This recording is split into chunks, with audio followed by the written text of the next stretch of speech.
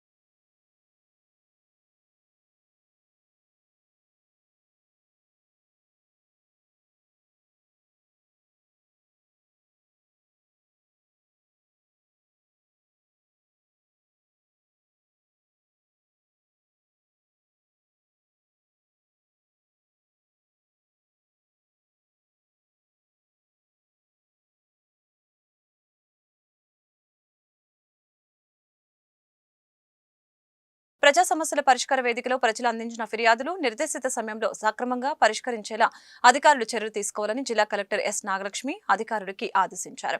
సోమవారం కలెక్టరేట్లోని ఎస్ఆర్ శంకరన్ సమావేశ మందిరంలో నిర్వహించిన ప్రజా సమస్యల పరిష్కార వేదిక కార్యక్రమంలో జిల్లా కలెక్టర్ ఎస్ నాగలక్ష్మి, సంయుక్త collector A Bhargava Teja, assistant collector Powar Swapnil Jagannath, DRO Peddiroja, deputy collector Gangaraju, Lakshmikumari, Guntur RDO Srinivasarao ప్రజల నుంచి ఫిర్యాదులను స్వీకరించి పరిష్కార దిశగా చర్యలు తీసుకోవాలని సంబంధిత శాఖల అధికారులకి ఆదేశించారు.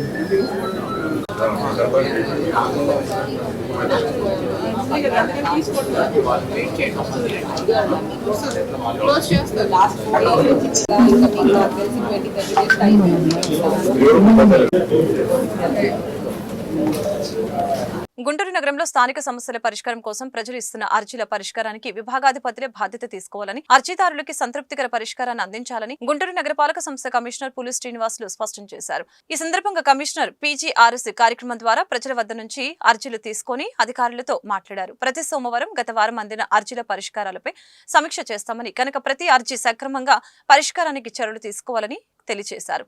కార్యక్రమంలో అదనపు commissioner CH Obulesu, deputy commissioner CH Srinivasu, D Srinivasarao, city planner Rambabu తదితరులు పాల్గొన్నారు.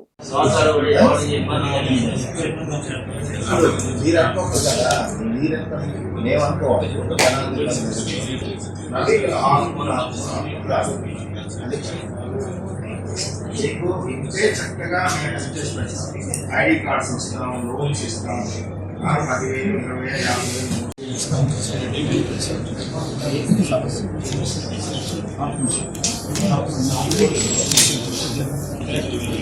50,000 సమస్య పెట్టినప్పుడు పరిష్కారం కాకుండానే డ్యూ డేట్ వస్తుందని పరిష్కారం చేశామని చెప్తున్నారు.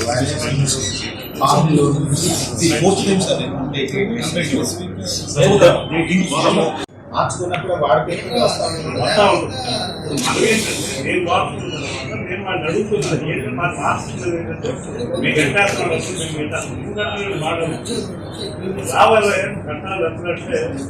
వీళ్ళందరూ పెట్లు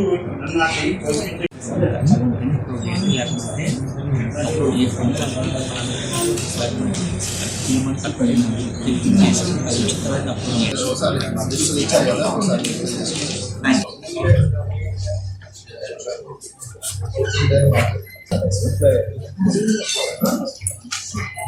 500 గజాల స్థలాన్ని లీజుకు అడిగి ఇప్పుడు ఆ స్థలం నాది అంటూ డిప్యూటీ డీఈఓ ప్రస్తుతం కృష్ణా జిల్లా నందిగామలో విధులు నిర్వహిస్తున్న మేకతోటి వెంకటప్పయ్య తప్పుడు కేసులు పెట్టి ఇబ్బందులకి గురి చేస్తున్నారని చెట్టి జ్యోతిలక్ష్మి ఆవేదన వ్యక్తం చేశారు. సోమవారం కలెక్టర్ ఆఫీసులో జరిగిన గ్రీవెన్స్ లో న్యాయం చేయమని జిల్లా కలెక్టర్ ఎస్ నాగలక్ష్మికి అర్జీ అందజేశారు. తదుపరి ఆమె విలేకరులతో మాట్లాడారు.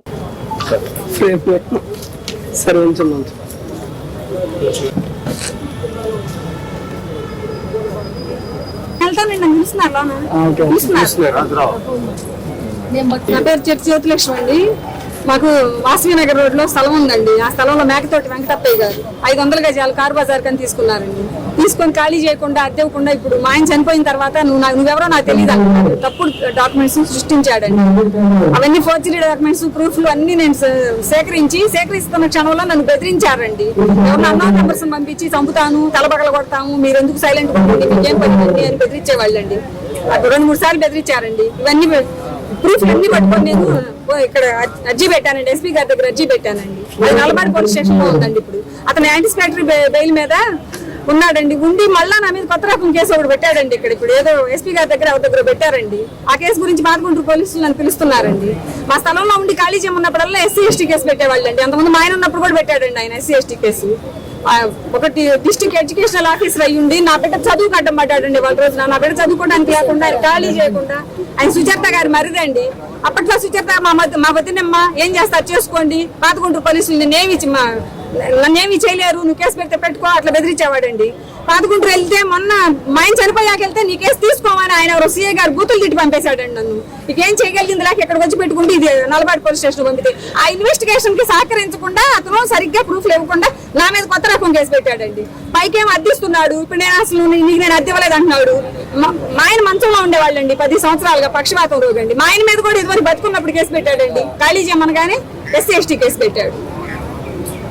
మాకు న్యాయం చేయండి సార్. ఎవరైనా నల్లబాటి పోలీస్ స్టేషన్ కేసు ఇంకా సాక్షుల్ని అడుగుతున్నామమ్మా, కొలికి రాలేదు ఈ కేసు.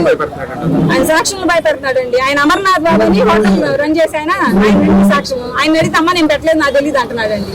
సాక్షులు కొనుక్కున్నట్టు రాసుకున్నాడండి. కొనుక్కున్నట్టు రాసుకొని 5 సంవత్సరాల కోర్టులో రన్ చేస్తున్నాడండి కేసుని. అది మా ఆయన చనిపోయాక ఈ కోర్టు సర్వీస్ లో చూస్తే ఉంది. అది ఆస్తి మా పేరుతో ఉందని మేము ఇన్వాల్వ్ అవుదామని కోర్టులో వేసామండి.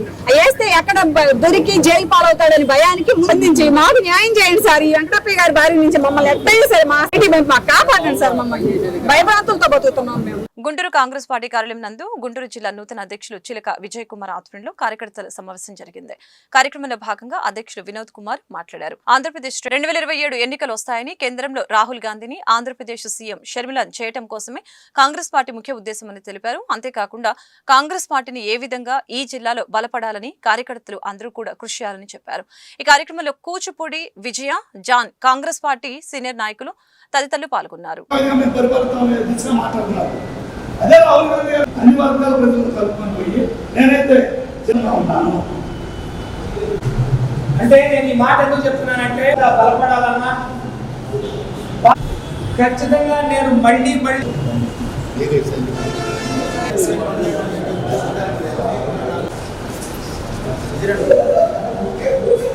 కాంగ్రెస్ పార్టీ వర్ధిల్లాలి, రాహుల్ గాంధీ గారి నాయకత్వం వర్ధిల్లాలి, వర్ధిల్లాలి షర్మిలమ్మ నాయకత్వం వర్ధిల్లాలి, వర్ధిల్లాలి షర్మిలమ్మ నాయకత్వం వర్ధిల్లాలి.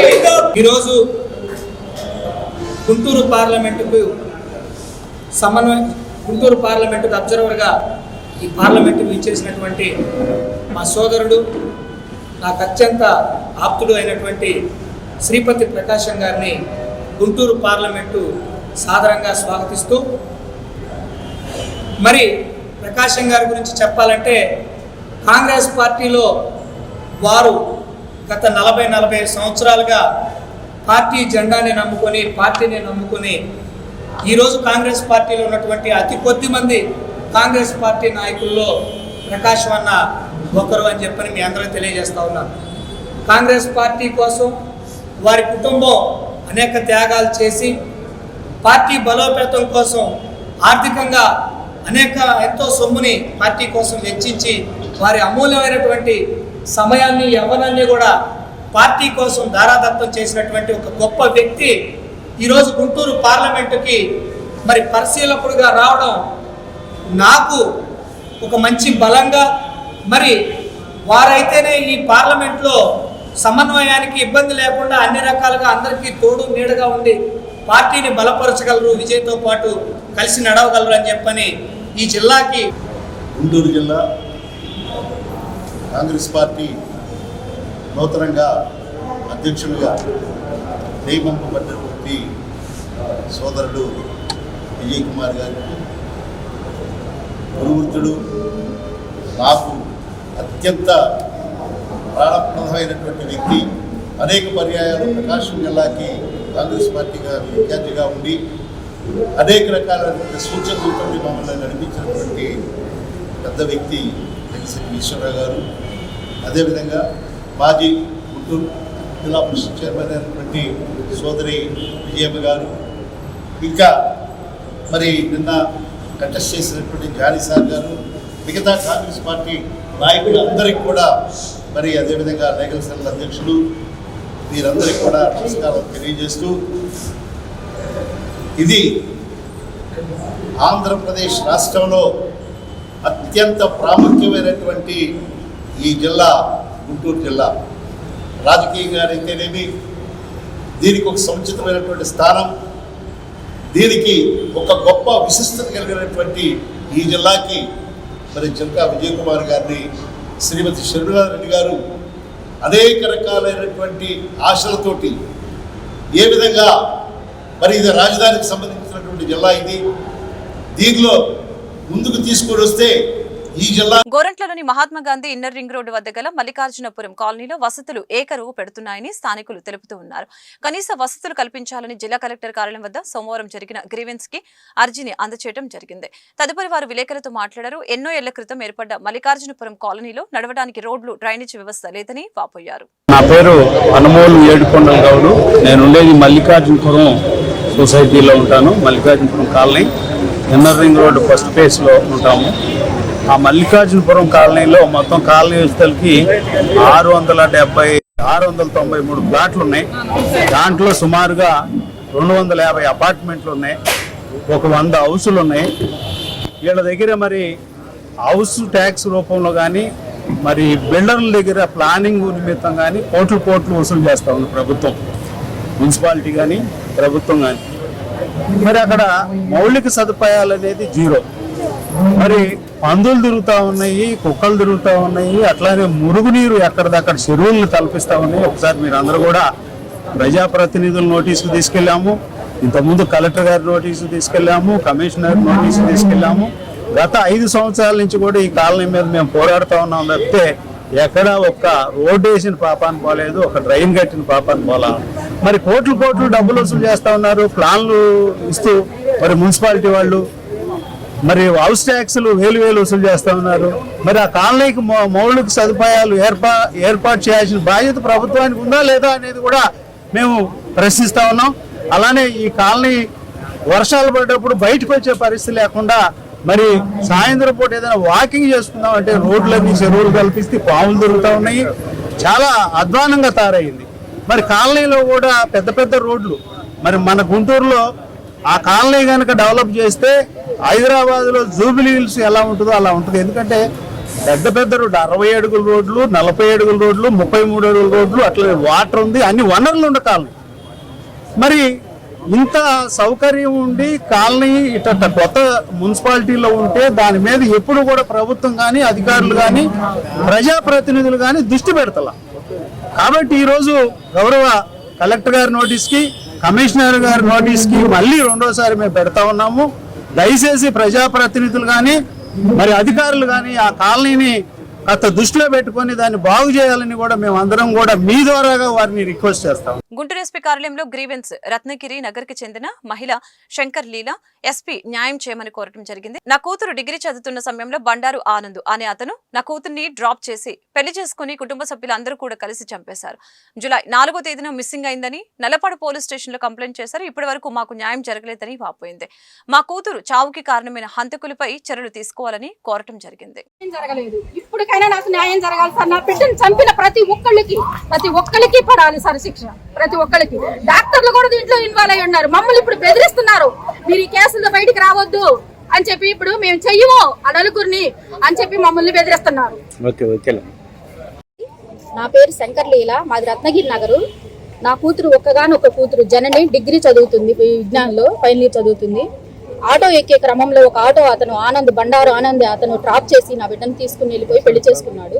పెళ్లి చేసుకుని 14 నెలలకి నా బిడ్డను వాళ్ళు కుటుంబ సభ్యులందరూ కలిసి ప్లాన్డ్గా నా బిడ్డను చంపేశారు.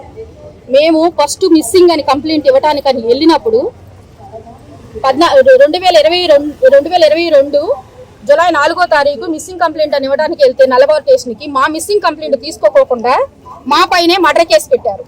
మర్డర్ కేసు పెట్టి జడ్జి గారి ముందు మమ్మల్ని ప్రవేశపెట్టారు.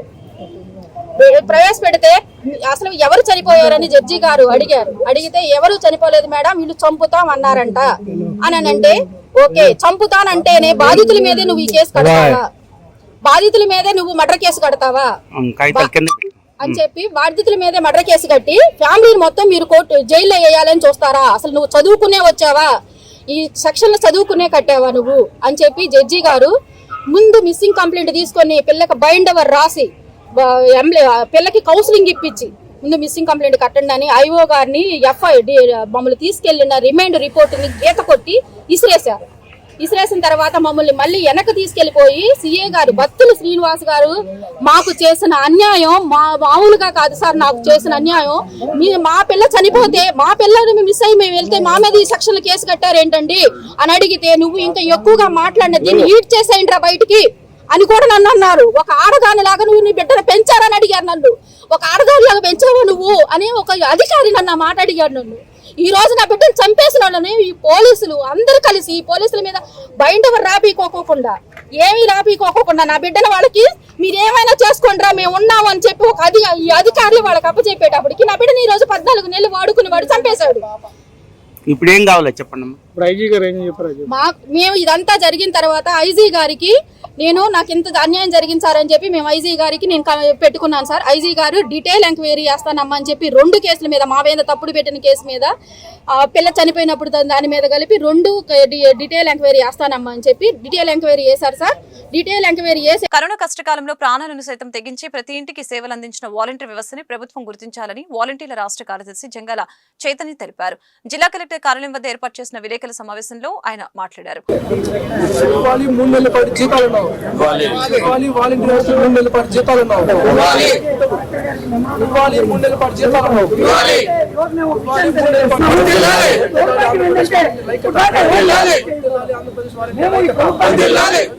వాలంటీర్ రిజిస్ట్రేషన్ ఆధ్వర్యంలో ఈ రోజు గుంటూరులో ఉన్న కలెక్టరేట్ వచ్చి మెమోరాండం బయట ఆందోళన నిరసన కార్యక్రమం చేసి అనంతరం కలెక్టర్ గారికి వచ్చి మెమోరాండం ఇవ్వడం జరిగింది.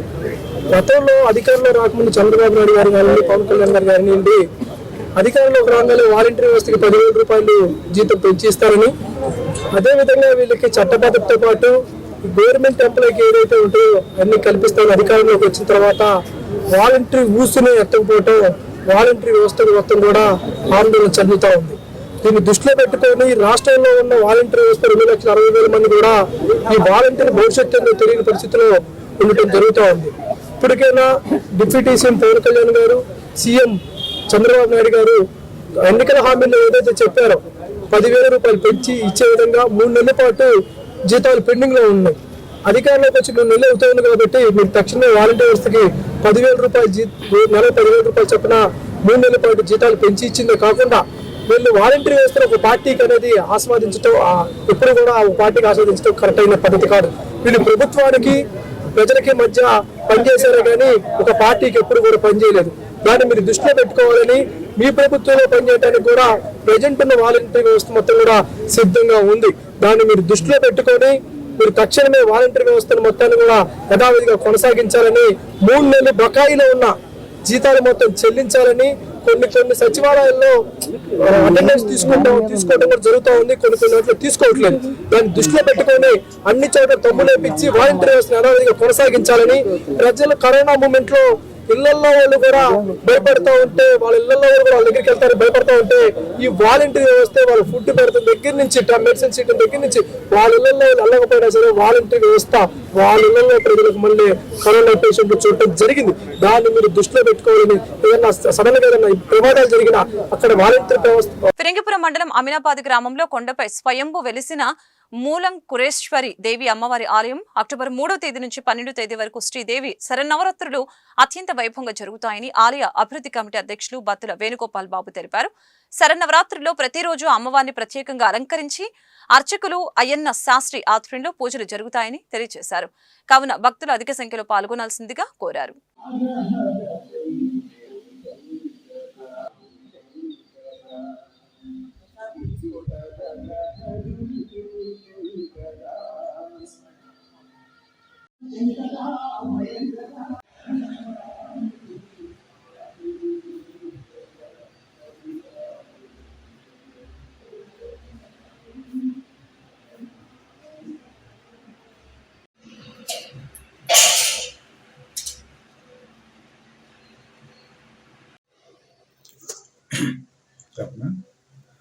అందరికీ నమస్కారం. నేను బత్తుల వేణుగోపాల్ బాబు. అమీనాబాద్ గ్రామంలో నెలవై ఉన్నటువంటి శ్రీ మూలాంకురేశ్వరి దేవి అమ్మవారి దేవస్థానానికి ఆలయ అభివృద్ధి కమిటీ అధ్యక్షుడిగా బాధ్యతలు నిర్వహిస్తూ ఉన్నాను. అలానే మా తండ్రి గారు అయినటువంటి బత్తుల పిచ్చయ్య గారు ధర్మకర్తగా బాధ్యతలు నిర్వహిస్తూ ఉన్నారు. అయితే వారు వయసు ఎక్కువగా ఉండటం వల్ల ఆ బాధ్యతలను కూడా నేనే నిర్వహిస్తూ ఉన్నాను. ముఖ్యంగా ఈ యొక్క అమ్మవారి దేవాలయం చాలా విశిష్టమైంది. ఈ దేవాలయము ద్వాపర యుగంలో రుక్మిణీదేవి ఇక్కడ పూజలు చేసుకున్నట్టుగా, అలానే ఈ యొక్క దేవాలయాన్ని కొండవీటి రాజులు 13వ శతాబ్దంలో ఈ దేవాలయాన్ని నిర్మించినట్టుగా శాసనాలు చెప్తూ ఉన్నాయి. ఈ దేవాలయం చాలా ప్రసిద్ధిగాంచింది.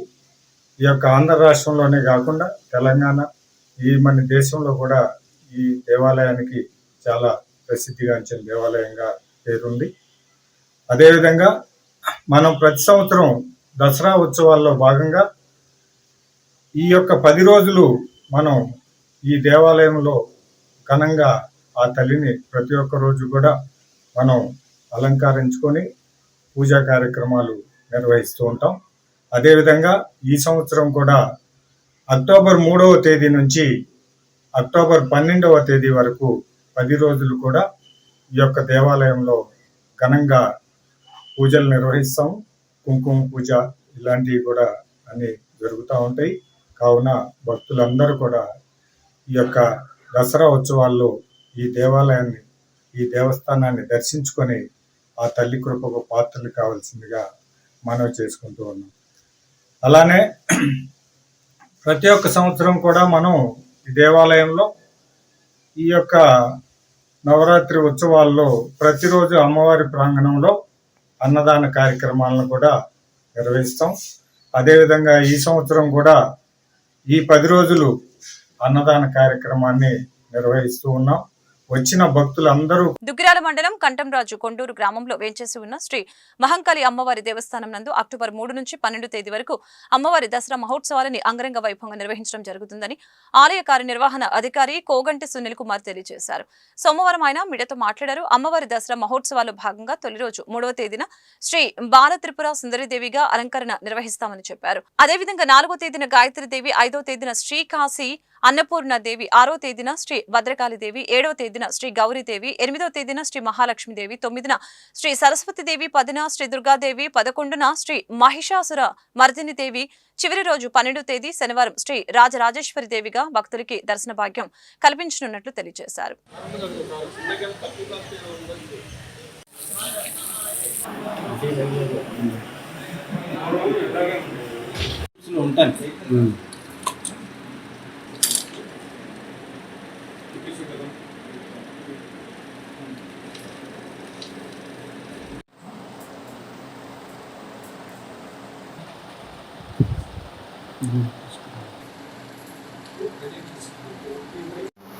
శ్రీ మహంకాళి అమ్మవారి దేవస్థానం, కంఠంరాజు కొండూరు గ్రామం, దుగ్గిరాల మండలం. కార్యనిర్వహణాధికారిగా గత శుక్రవారం నేను బాధ్యతలు తీసుకుని ఉన్నాను. నా పేరు సునీల్ కుమార్. నేను గతంలో ఉండవల్లి దేవస్థానం గ్రూప్ దేవస్థానం నందు కార్యనిర్వహణాధికారిగా చేసేవాడిని. కమిషనర్ గారి ఉత్తర్వుల మేర ఉండవల్లి గ్రూప్ దేవస్థానం నుంచి శ్రీ మహంకాళి అమ్మవారి దేవస్థానానికి గత శుక్రవారం వచ్చి ఇక్కడ బాధ్యతలు స్వీకరించి ఉన్నాను. అమ్మవారి దేవస్థానం నందు ది 3/10/2020 నుండి అలాగే 12/10/2024 వరకు అమ్మవారి దేవస్థానం నందు దసరా నవరాత్రి ఉత్సవాలు మహా ఘనంగా జరుగుతాయి. 3/10/2024 ఆశ్వీజ శుద్ధ పాడ్యమి రోజున అమ్మవారి బాలా త్రిపుర సుందరి దేవిగా, 4/10/2024 శుక్రవారం శ్రీ గౌరీదేవిగా, 5/10/2024 శనివారం శ్రీ కాశీ అన్నపూర్ణాదేవిగా, ది 6/10/2024 ఆదివారం శ్రీ భద్రకాళీదేవిగా, 7/10/2024 సోమవారం శ్రీ గౌరీదేవిగా, 8/10/2024 మంగళవారం శ్రీ మహాలక్ష్మీదేవిగా, 9/10/2024 బుధవారం శ్రీ సరస్వతీదేవిగా, 10/10/2024 గురువారం శ్రీ దుర్గాదేవిగా, 11/10/2024 శుక్రవారం శ్రీ మహిషాసుర మర్దని దేవిగా, 12/10/2024 శనివారం శ్రీ రాజరాజేశ్వరి దేవిగా అమ్మవారి దర్శనం కలుగుతుందండి. కావున గ్రామస్తులు, చుట్టుపక్కల ఉన్న గ్రామంలో ఉన్న ప్రజలందరూ కూడా ది 3/10/2024 నుండి 12/10/2024 వరకు అమ్మవారి దేవస్థానానికి విచ్చేసి అమ్మవారి దర్శనం చేసుకొని అమ్మవారి తీర్థప్రసాదాలు గావించి అమ్మవారి కృపా కటాక్షములకు పాత్రలు కాగా. రాష్ట్రంలో ప్రభుత్వ ప్రాథమిక ఉన్నత పాఠశాలలో ఖాళీగా ఉన్న ఉర్దూ టీచర్ పోస్టులను వెంటనే భర్తీ చేయాలని వైఎస్సార్సీపీ మైనార్టీ విభాగం జిల్లా ప్రధాన కార్యదర్శి షేక్ సుబానీ ప్రభుత్వాన్ని విజ్ఞప్తి చేశారు. సోమవారం మండల కేంద్రం దుగ్గిరాల ముర్తుజా నగర్ లో సుబానీ మాట్లాడారు. రాష్ట్రంలోని ప్రభుత్వ ఉన్నత పాఠశాలల్లో ఖాళీగా ఉన్న ఉర్దూ టీచర్ పోస్టులను వెంటనే భర్తీ చేయాలని ప్రభుత్వాన్ని విజ్ఞప్తి చేస్తున్నాం. 2024లో నిర్వహించే డిఎస్సిలో రాష్ట్రంలో ఖాళీగా ఉన్న ఉర్దూ ఉపాధ్యాయ పోస్టులన్నీ భర్తీ చేయడం ద్వారా ఉర్దూ విద్యాభివృద్ధికి కృషి చేయాలి.